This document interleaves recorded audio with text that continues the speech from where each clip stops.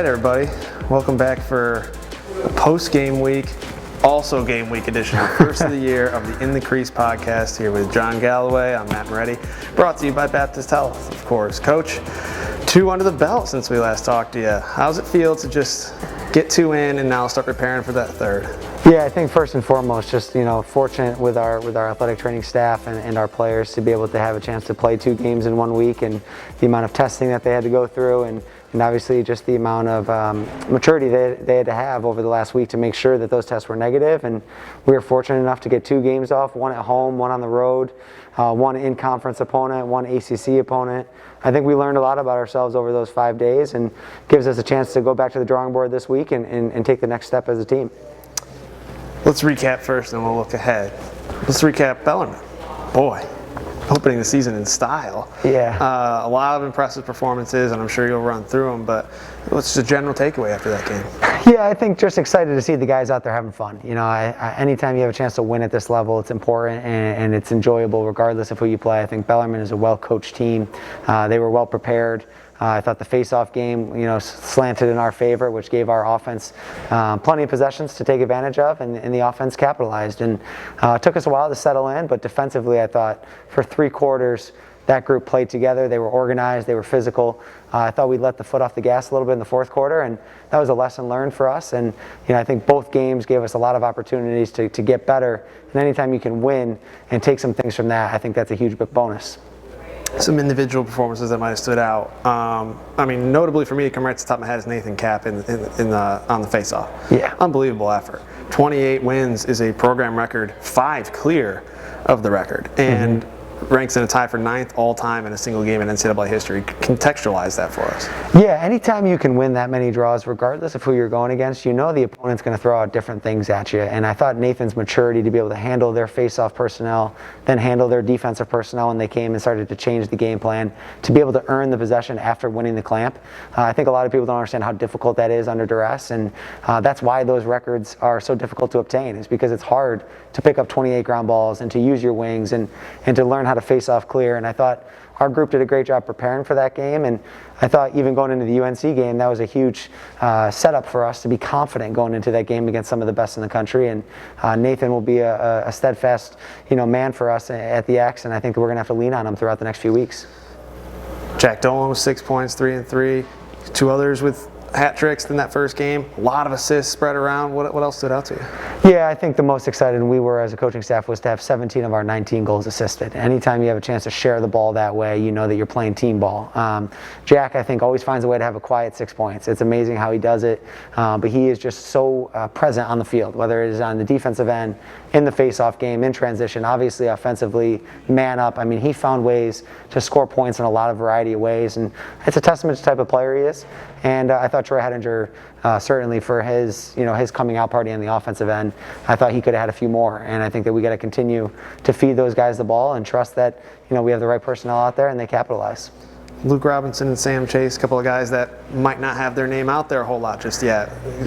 Talk through their week a little bit. Yeah, really cool stories. I think Luke came back. We challenged Luke over the winter break to come back a little bit more motivated to play at this level, and for him to answer that bell in the first game of the year and score 3 goals. He is a Canadian that just knows how to put the ball in the back of the net. And then Sam Chase, it was really a week of decision to start to get Sam some game reps. I thought his pace of play was continuing to increase. I think the joy he plays with the game is evident when he's out in the field, and I think the guys are starting to trust him a little bit more. So as a freshman, I think he's still learning the game. He's got a lot more to go, but excited to see him score some goals in some highlight reel fashion, and know that Sam's going to be a guy that we can continue to develop over the rest of the spring. Now moving on into the Saturday contest at North Carolina, ranked in the top 5 in every poll there is, and crazy conditions with the wind and the rain and the cold up in Chapel Hill. weren't really great hosts for you, but a strong effort nonetheless against a team that's got the pedigree. What was that like for you? Yeah, I think you look at that game and you can take a lot of good out of it. I walked in the locker room certainly not as discouraged as I normally would, with the scoreboard indicating what it was. And I think what I took away was physically, I didn't think we were scared to go up and fight with them. Unfortunately, in a game like that, if you don't execute, if you're not really fundamentally sound, if you don't pick up tough ground balls, you don't deserve to be in a top 5 game. And as a team, we learned that championship caliber lacrosse for us means picking up loose ground balls in the middle of the field. It means running to the man we're passing to. Little areas of weakness that you can get exposed when you play a team like UNC. And credit to them. I mean, they are a top 3 team in the country, undoubtedly.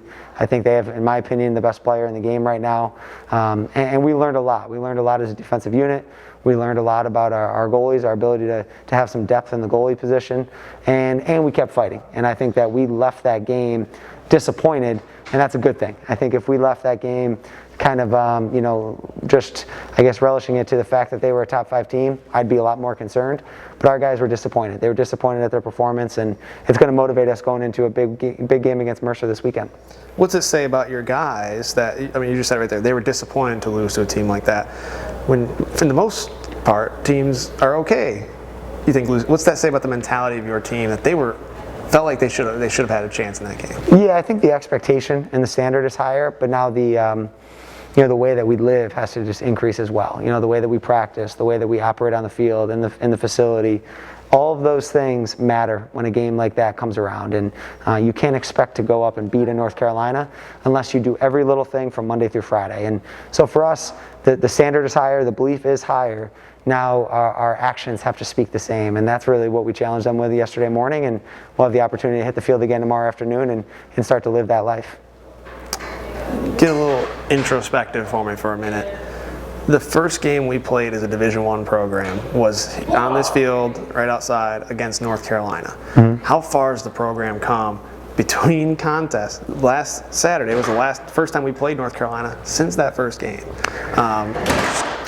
A little bit of a history lesson, but how far has this program come in that time to be on that field again and feeling like we should have had a chance to win the game? Yeah, I think the expectations from not only the guys in our locker room, but just the people that have come through the program and have seen the development of the culture and have seen the athleticism. I think we saw guys running around on Saturday evening that belonged on that lacrosse field. Troy Hedinger and Tucker Garrity and Dixon Smith. I mean, there were guys running around that performed at that level throughout the game.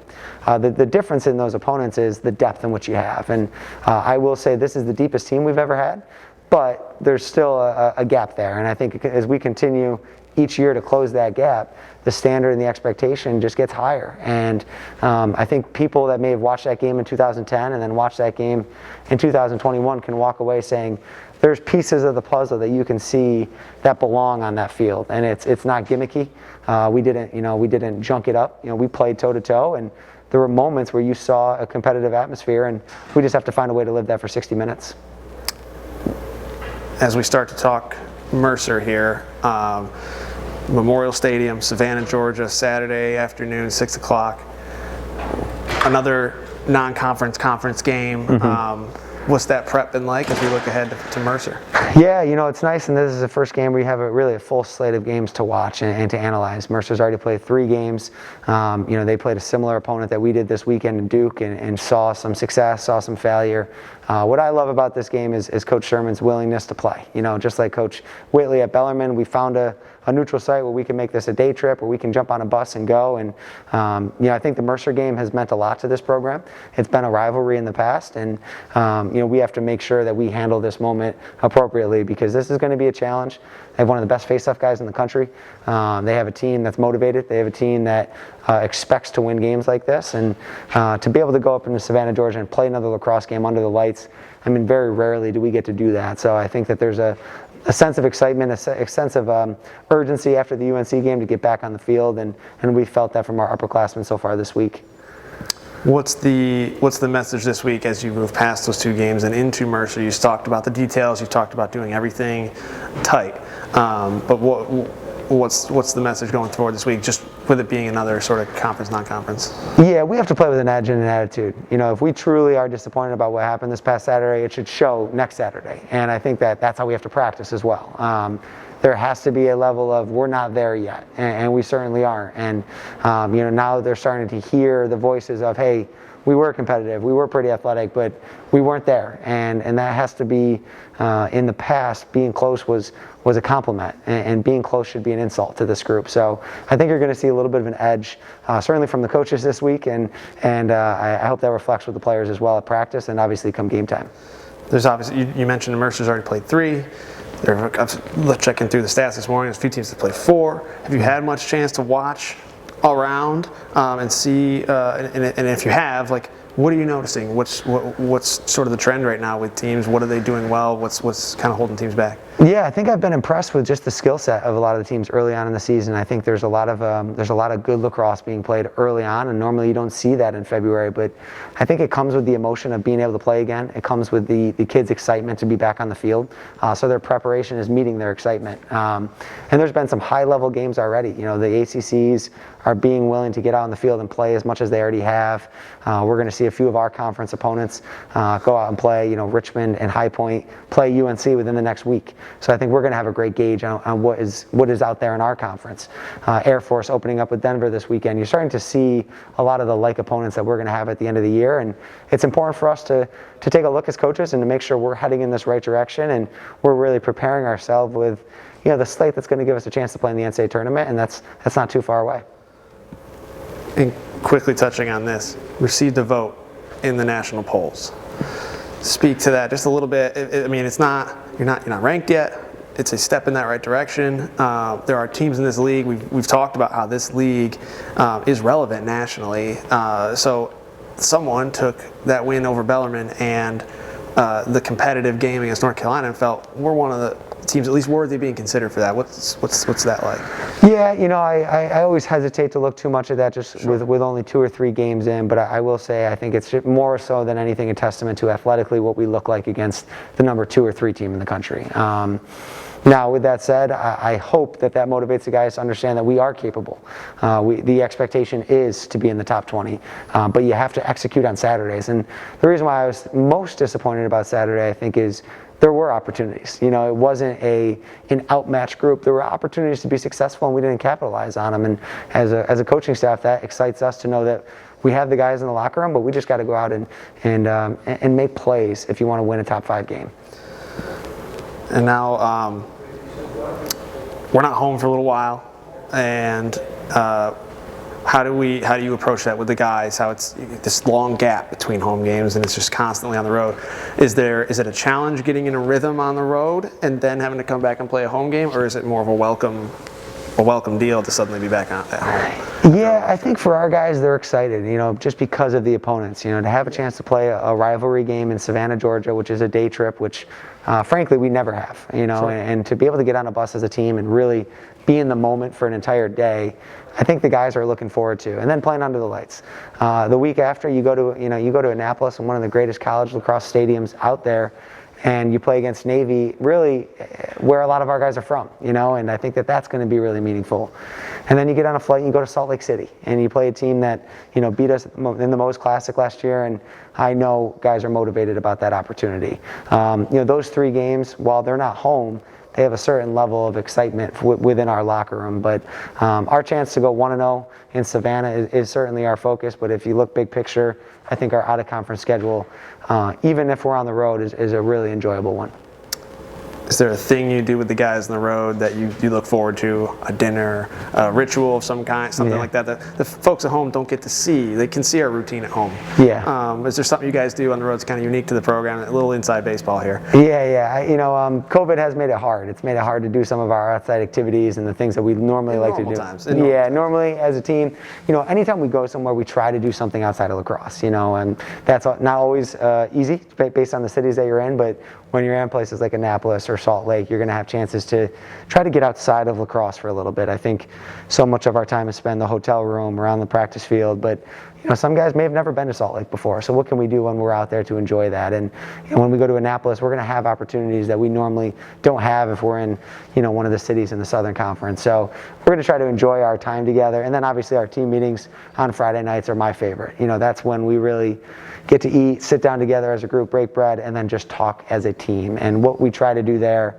is let the players talk. And there's a lot of different things that we do that's kind of, you know, behind closed doors meetings, but I can tell you that those are some of the best moments because you get to hear from guys on a more personal level. And we look forward to being on the road certainly for those things.